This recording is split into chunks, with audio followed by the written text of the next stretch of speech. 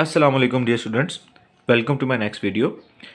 इस वीडियो में हम मैट्रिक के यूनिट नंबर 13 इलेक्ट्रोस्टैटिक्स के एक्सरसाइज में मौजूद एमसीक्यूज़ को सोल्व करेंगे। तो स्टार्ट करते हैं। हमारे पास जो फर्स्ट एमसीक्यूज़ गिवन है वो है अ पॉजिटिव इलेक्ट्रिक चार्ज कि हमारे पास जो पॉजिटिव इलेक्ट्रिक चार्ज है वो किस तरह से बिहेव करता है। जैसा कि हम सब जानते हैं कि हमारे पास बेसिकली टू टाइप्स के चार्जेस हमारे पास मौजूद होते हैं। एक चार्ज हमारे पास होता है पॉजिटिव चार्ज और दूसरा हमारे पास होता है एज ए नेगेटिव चार्ज के तौर पर ये बिहेव करते हैं। ओके, इन ऑपोजिट चार्जेस के बीच में हमेशा अट्रैक्टिव फोर्स होती है। मीन टू से कि पॉजिटिव चार्ज और नेगेटिव चार्ज के बीच में हमेशा हमारे पास अट्रैक्टिव फोर्स होती है। अदरवाइज अगर हम बात करें सेम टाइप ऑफ चार्जेस की, लाइक चार्जेस की, उनके बीच में हमेशा फोर्स ऑफ रिपल्शन होती है। ठीक है, मीन टू से कि अगर पॉजिटिव पॉजिटिव होगा तो भी हमारे पास रिपल्सिव फोर्स होगी, अगर नेगेटिव नेगेटिव चार्जेस होंगे तब भी हमारे पास रिपल्सिव फोर्स ही होगी। तो यहाँ पर हमारे पास जो ऑप्शंस गिवन है उनको देख लेते हैं। हमारे पास फर्स्ट ऑप्शन जो गिवन है वो अट्रैक्ट्स अदर पॉजिटिव चार्ज। ये तो हो नहीं सकता, क्योंकि हमेशा जो हमारे पास चार्ज गिवन है और जो हमारे पास ऑप्शन जो गिवन है इसके अंदर पॉजिटिव चार्ज की बात की जा रही है, तो हमेशा पॉजिटिव पॉजिटिव को हमेशा रिपेल करते हैं। नेक्स्ट एमसीक्यू जो ऑप्शन जो है बी रिपेल, बी जो है रिपेल्स अदर पॉजिटिव चार्ज के आपके पास जो दूसरे चार्ज को रिपेल करेगा। हाँ, ये हमारे पास सिचुएशन ठीक हो सकती है कि एक पॉजिटिव चार्ज दूसरे पॉजिटिव चार्ज को हमेशा क्या करेगा, रिपेल करेगा। मीन टू से कि एक तरह के जो चार्जेस होंगे वो हमेशा उसको क्या करेंगे, रिपेल करेंगे। Option C attracts a neutral charge. Neutral charge का मतलब इसके ऊपर कोई चार्ज ना हो। ऑप्शन डी जो हमारे पास गिवन है वो है रिपेल्स अ न्यूट्रल चार्ज, तो ये भी पॉसिबल नहीं है। तो हमारे पास जो ऑप्शन ठीक है वो है option B which is repels the other positive charge. Okay, next MCQs हमारे पास गिवन है, उसमें कह रहा है कि an object gains excessive negative charge after being rubbed against an other object which becomes. अगर हम बात करें कि किसी भी एक न्यूट्रल ऑब्जेक्ट की बात की जाए तो उसके अंदर हमारे पास same number of positive charge और same number of negative charges होते हैं, तब जाकर वो एक न्यूट्रल ऑब्जेक्ट के तौर पे बिहेव करता है। ठीक है, मीन टू से कि same quantity of positive charges and same quantity of negative charges. अब जाहिर सी बात है, अगर आपके पास तराजू है, तराजू में दो पलड़े आपके पास हैं, जोन से पलड़े में आपके पास, जोन सी साइड में आपके पास वेट ज़्यादा हो जाएगा तो जाहिर सी बात है वो वेट वो जो साइड होगी वो नीचे चली जाएगी, दूसरी साइड ऊपर आ जाती है। मीन टू से कि जिस साइड पे आपके पास अमाउंट ज़्यादा हो जाएगी, चाहे वो कोई ऑब्जेक्ट क्यों ना हो, तो हमारे पास यहाँ पर चार्जेस की अगर बात की जाए तो अगर हमारे पास नेगेटिव चार्ज की क्वांटिटी अगर ज़्यादा हो जाती है तो इट मीन्स कि वो पूरा का पूरा ऑब्जेक्ट एज ए होल जो होगा वो नेगेटिव चार्ज के तौर पे बिहेव करेगा। सो यहाँ पर हमारे पास जो ऑप्शन राइट ऑप्शन है वो है option B which behaves like a negatively charge object. क्यों? क्योंकि अगर उसके अंदर नेगेटिव चार्जेस की अमाउंट ज़्यादा हो जाएगी तो जाहिर सी बात है पॉजिटिव चार्जेस की अमाउंट जो होगी वो कम हो जाएगी। सो इस तरह से आपके पास जो ऑब्जेक्ट होगा वो नेगेटिव चार्ज के तौर पर बिहेव करेगा। नेक्स्ट एमसीक्यूज के अंदर वो जो बात कर रहा है वो कह रहा है कि two uncharge objects A and B, दो चार्ज आपके पास ऑब्जेक्ट्स हैं, एक ए है और एक बी है, ये अनचार्ज हैं। ठीक है, इसका मतलब ये है कि अनचार्ज का मतलब कि इन दोनों ऑब्जेक्ट्स के अंदर ए और बी में same amount of positive and same amount of negative charges मौजूद हैं। कहता है कि are rubbed against each other, इन दोनों को एक दूसरे के अगेंस्ट रब किया जाता है। मीन टू से कि यहाँ पर हमारे पास जो है वो ऑब्जेक्ट जो है वो एक दूसरे के इन कॉन्टैक्ट आ गए हैं। When object B is placed near negatively charge object, और जब बाद में ए को साइड पर रखकर बी ऑब्जेक्ट को अगर हम सी ऑब्जेक्ट के पास लेकर जाते हैं तो वो क्या कह रहा है, कहता है कि two objects repel each other, के वो एक दूसरे को क्या करेंगे, रिपेल करेंगे। Which of the following statement is true about the ए। कहता है हमारे पास एक ऑब्जेक्ट ए और बी है, दो ऑब्जेक्ट हमारे पास ए और बी, ये दोनों अनचार्ज हैं। मीन टू से कि same amount of positive and same amount of negative charge in दोनों के अंदर मौजूद हैं। बाद में जब इनको एक दूसरे के इन कॉन्टैक्ट ले आया गया तो उसके बाद आपके पास जो ऑब्जेक्ट बी है वो एक ऐसे ऑब्जेक्ट के पास लेकर गए, यानी कि ऑब्जेक्ट सी के, जो कि आपके पास नेगेटिवली चार्ज है। तो आपके पास जो ऑब्जेक्ट ए के बारे में आपका क्या ख्याल है, इसको हम ज़रा ऑब्जर्व करते हैं कि अगर हमारे पास दो ऑब्जेक्ट्स हैं, दो स्फेयर्स हैं या दो आपके पास बॉल्स हैं, एक बॉल आपके पास ए है और दूसरी बॉल आपके पास बी है, यहाँ पर एक्चुअली इन दोनों के बीच में इलेक्ट्रोस्टैटिक इंडक्शन का प्रोसेस चलेगा कि जब दोनों ऑब्जेक्ट्स एक दूसरे के साथ इन कॉन्टैक्ट आएंगे तो यहाँ पर चूंकि सेम अमाउंट ऑफ पॉजिटिव और नेगेटिव मौजूद है, यहाँ पर सेम अमाउंट ऑफ पॉजिटिव और नेगेटिव मौजूद है, तो होगा क्या कि एक साइड पर आपके पास पॉजिटिव चार्ज जो होंगे वो दूसरी साइड पर मौजूद नेगेटिव चार्जेस को क्या कर लेंगे, अट्रैक्ट करेंगे, जिसकी वजह से क्या होगा कि आपके पास और ये प्रोसेस होगा। दूसरी साइड पर ये होगा कि तो दूसरे ऑब्जेक्ट के अंदर नेगेटिव चार्जेस होंगे, ठीक है, और जो दूसरे ऑब्जेक्ट के अंदर बी के अंदर जो नेगेटिव चार्ज होंगे वो एक दूसरे को रिपेल करके क्या हो जाएंगे, सेपरेटेड अपार्ट हो जाएंगे, एक दूसरे से दूर हो जाएंगे। ठीक है, तो अब वो कहता है कि अगर आपके पास इस तरह से ऑब्जेक्ट बी को सेपरेट कर दिया जाता है, तो अगर मीन टू से कि अगर आपके पास सारे के सारे नेगेटिव चार्जेस एक साइड पर, सारे के सारे पॉजिटिव चार्जेस एक साइड पर आ जाए, कि आपके पास लेट्स सपोज क्योंकि इलेक्ट्रोस्टैटिक इंडक्शन हुई है तो इस तरह से ए ऑब्जेक्ट को सेपरेट रख दिया जाता है, तो बी के अंदर आपके पास कोई ऐसी ऑप्शन है कि आप बाद में इसको सी के पास लेकर जाते हैं, तो सी जो ऑब्जेक्ट जो है वो बी को क्या करता है, रिपेल करता है इसको, ठीक है। तो इस मीन्स कि आपके पास बी पर आपके पास नेगेटिव चार्जेस मौजूद हैं, क्यों, क्योंकि सी की उसने बात कर दी थी कि ये नेगेटिव चार्ज है।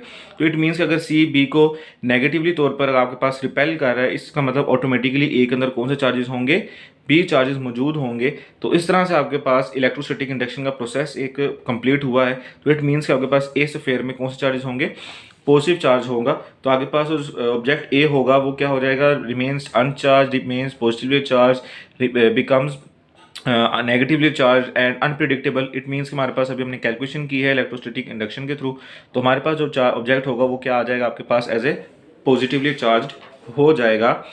नेक्स्ट एमसीक्यूज जो हमसे पूछा जा रहा है, कहता है कि when you rub a plastic rod against your hair several times and put it near some bits of paper, the piece of papers are attracted towards it। ये आप लोगों ने भी अक्सर किया होगा कि आप अक्सर वो कॉम्ब लेते हैं, कंघी लेकर आप बालों में करते हैं, तो उसके बाद अगर आप किसी छोटे छोटे पेपर्स के पास लेकर जाते हैं, वो पेपर्स जो है वो अट्रैक्ट हो जाते हैं उस कॉम्ब की तरफ या उस आपके पास जो प्लास्टिक रोड हो उसकी तरफ।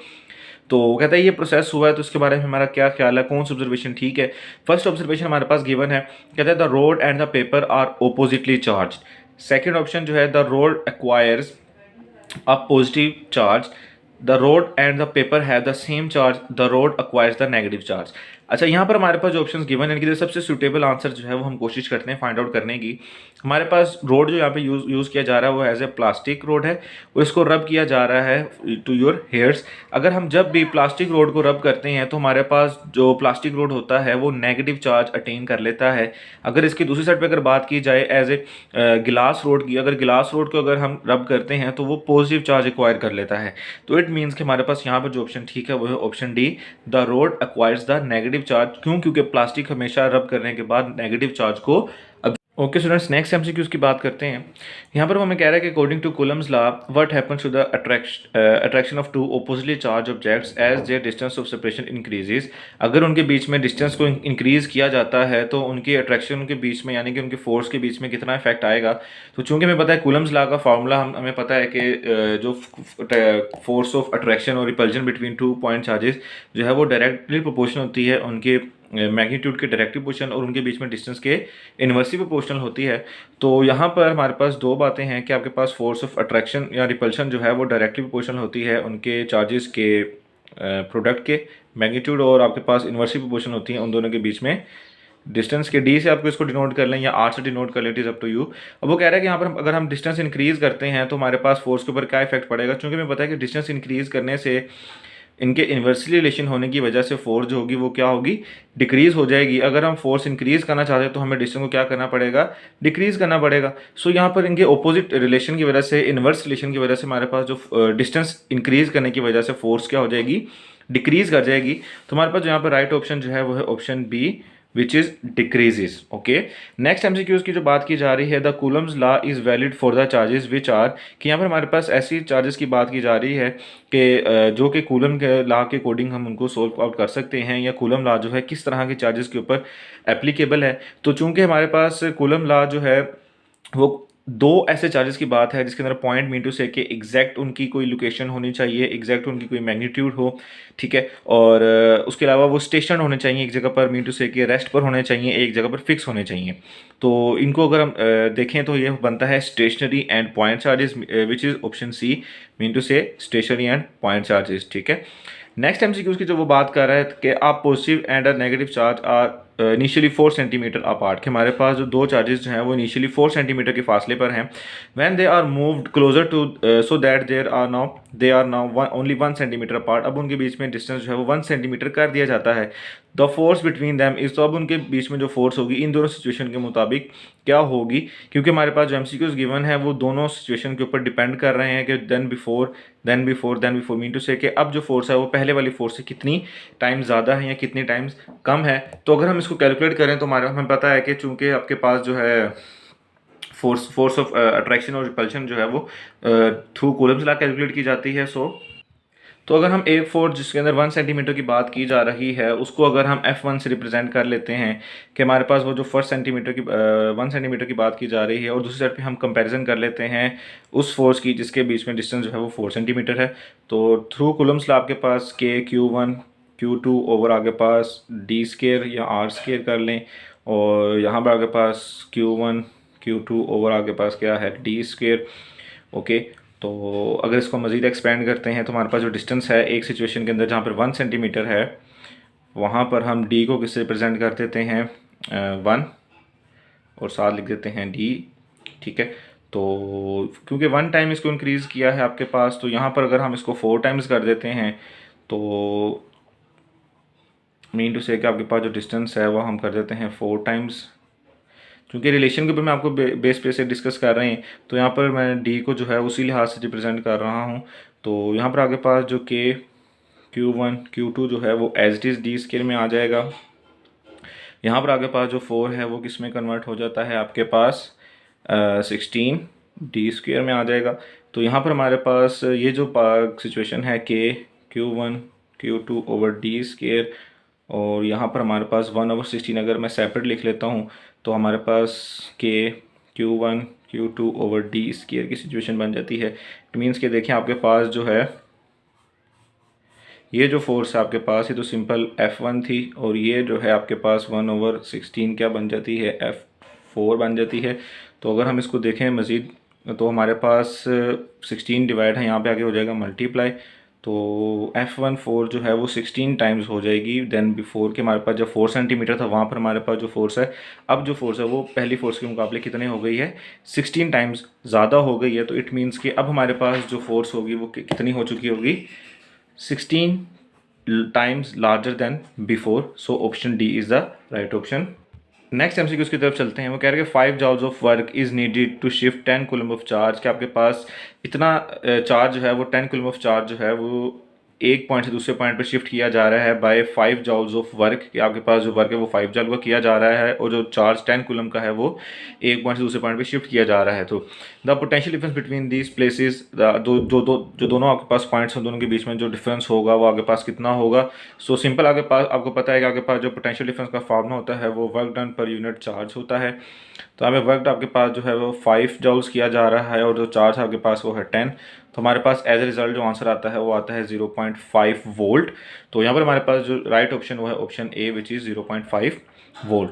अच्छा, नेक्स्ट एमसीक्यूज बड़ा इंटरेस्टिंग है। वो कहता है 2 small charge spheres are separated by 2 millimetre. इस एमसीक्यूज के अंदर वो थोड़ा सा कंफ्यूज करने की कोशिश कर रहा है कि आपके पास 2 स्मॉल स्फीयर्स हैं जो कि 2 मिलीमीटर के फासले से पड़े हुए हैं।